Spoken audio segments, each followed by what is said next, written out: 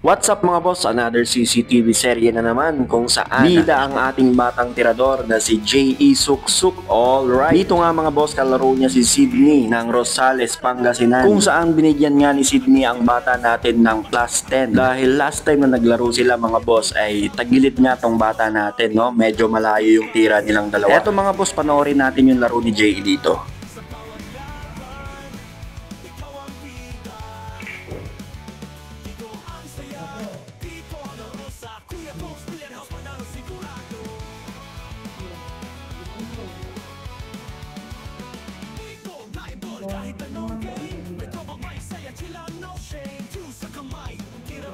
Dito nga mga boss, sinusukat niya kung saan niya papapuntahin yung pamato. Napaka-importante ng tira na to mga boss, no? Dahil kailangan niya ng maayos na prepare para sa napakalayong 4. At ayun na nga, hindi man niya nakuha yung gusto niyang prepare pero all goods pa rin mga boss dahil may kita pa rin yung 5 sa side pocket. Medyo mahirap nga to ihulog sa side pocket mga bossing, no? Pero tingnan natin yung pamamaraan ng bata natin.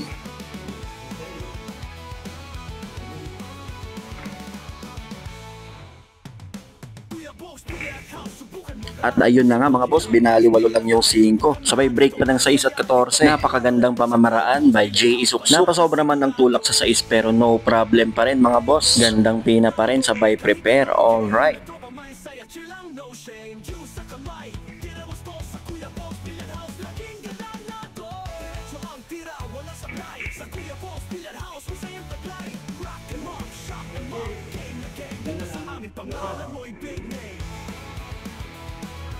Last 2 balls na nga ni J.E. sa 9 at G's mga bossing. At eto, nangyari na nga ang hindi inaasahan. Panoorin natin.